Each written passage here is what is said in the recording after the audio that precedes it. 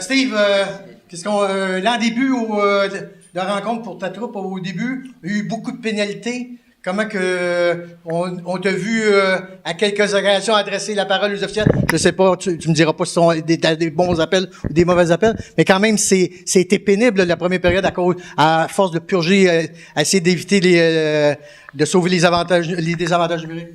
Je pense qu'on a eu quand même un bon départ à la rencontre, surtout en zone offensive. J'ai trouvé qu'on avait créé des bonnes choses. Et c'est sûr que quand tu te retrouves à avoir à tuer 4 mineurs en première période dans l'espace de 10 minutes, c'est sûr que ça ralentit ton rythme. Et pour X, Y raison, j'ai pas trouvé qu'on avait été indiscipliné, mais il faut trouver une manière de rester en dehors de la boîte de punition. Puis c'est sûr que ça a catissé notre rythme. Mais de l'autre côté, en deuxième puis en troisième, j'ai aimé la façon qu'on a répondu. En fin de deuxième période, la punition, là, le fait qu'en troisième, vous partiez déjà avec comme le momentum, comme vous avez fini la deuxième, est-ce que tu dirais que c'est un des points tournants là, de la partie? Là?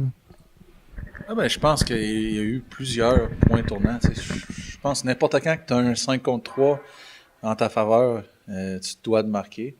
Puis n'importe quand que l'autre équipe a un 5 contre 3, c'est sûr que quand tu viens à bout de venir à bout de tuer cette punition-là, c'est sûr que c'est des moments clés. Puis je pense je pense qu'on a fait une...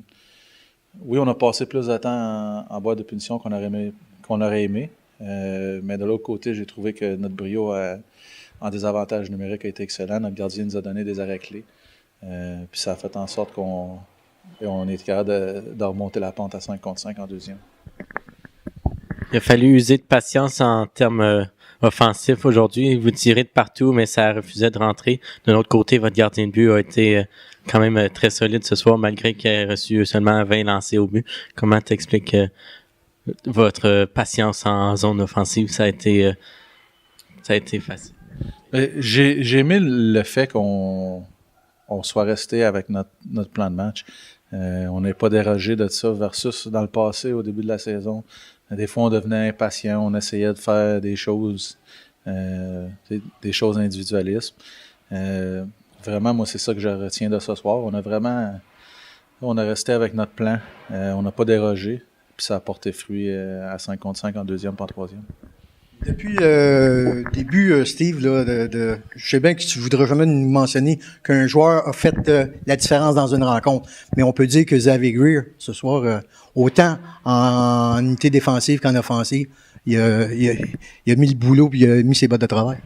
Oui, c'est sûr. J'ai trouvé qu'il y a beaucoup de joueurs à ce soir qui ont eu un gros impact, surtout en désavantage numérique. Tu sais, avec Morin qui était à l'écart du jeu, avec Levac qui était à l'écart du jeu, Richard et Levac, puis Morin, c'est deux gros morceaux pour nous, surtout sur notre désavantage numérique.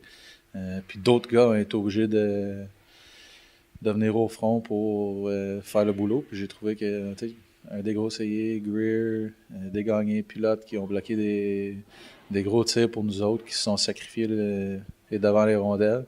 Puis c'est sûr que ça l'a aidé en fin de compte. Encore 4 rencontres, Steve, avant la fin de la saison. Comment t'entrevois la fin de saison pour ta troupe? Une à la fois. La plus grosse clé pour nous, c'est... On a toujours l'idée en tête de terminer première dans notre section. Et puis avec la défaite de CCL ce soir, c'est sûr que la porte est ouverte pour nous. C'est juste de s'assurer de prendre le match à la fois, pas regarder trop loin devant, puis être sûr qu'on arrive en série fin prêt, puis avec le meilleur positionnement qu'on peut avoir. Merci Steve, on se revoit dimanche. Merci beaucoup, bonne soirée.